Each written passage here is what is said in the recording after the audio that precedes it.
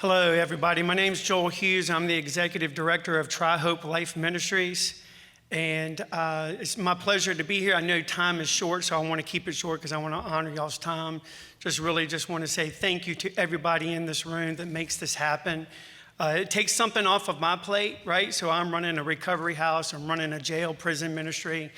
I'm a part of the chapel leadership team. And so we are in every prison in the state of Virginia. We live stream our services in every prison, 42 prisons in the state of Virginia. And where we met John was in the Chesterfield County Jail. And so, Sarah, we just want to say thank you so much for helping him get his license. It just takes, it says, that old saying, it takes a village, right? And so it really does take a village. And so we're grateful for all of you for what you do to take that one thing off my plate. And I knew that you were fighting for him, and then he could get his driver's license back, and then he could get a job. And that just helps out so much. Just real quickly, I just want to say Jeremiah 29:11 says, "For I know the plans I have for you, says the Lord. Plans to prosper you, not to harm you, to give you a hope and a future."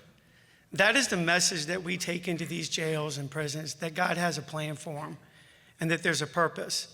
And we've heard a lot today about salvation, right? Giving your life to Christ.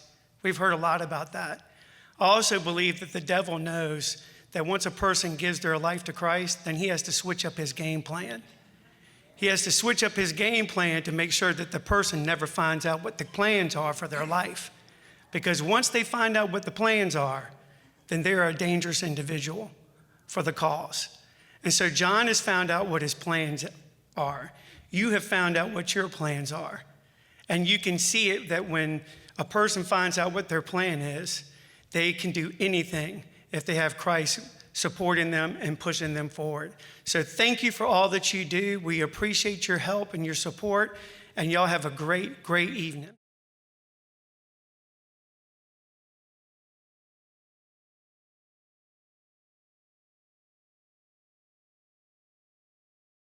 Jason Buckley. I do own Jason Buckley Tile Company, but a quick story on me.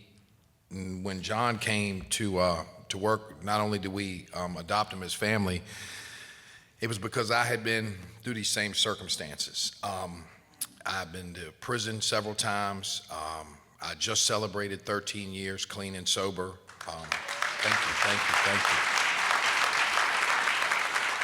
I am a Class A licensed contractor in the state of Virginia with a specialty in tile, terrazzo, and marble. No shortage. I did have to sit in front of that hearings board, and they just asked questions. I answered, and I said, I'm not the same guy that's on that paper, and they gave me my license. So we do bathrooms. We do. This is a little shout out for Jason Buckley Tile Company. We do bathrooms, tile, anything related to the floor, we do it. But so with that being said, throughout all my trials and tribulations, when I met John, I felt his pain because I worked this time in my sobriety for 4 years. I was at the Jefferson Hotel every day. I was a superintendent for a marble installation company, and we put white Carrara marble in every single bathroom in the renovation of this place. And then once that project ended, I started Jason Buckley Tile Company, and the Jefferson has called on me. I tiled Gators Gift Shop. I put marble in the elevators for myself. So there is redemption, and it's with the help of folks like you who want to help. Not everybody's a bad seed, but I think a lot of times, a friend of mine, John Shinholzer, was a big help, and Shannon Taylor and everything that they do was a big help for me. He said, you have to find the good herd, run with the good herd, not the bad herd. And so I changed everything, and just, turned my life around and a follower of Christ. And I put God in everything that I do. And when it came time to help John, it was a no-brainer, so the wife and I had started this little ministry called Glow, which God leads our way. And what we did was I just told people I had somebody who loves Jesus, who's clean and sober, and is doing the right thing.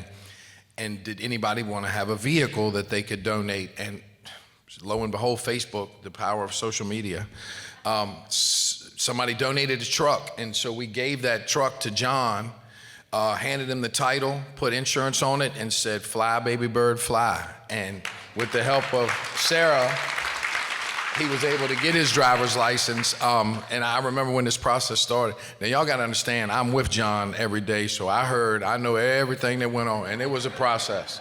So not only am I a business owner, I'm a counselor, a Christ interventionist, the therapist, the bank, but it's all good. So thank you, Sarah, for everything that you do, and thank each and every one of you guys for being here.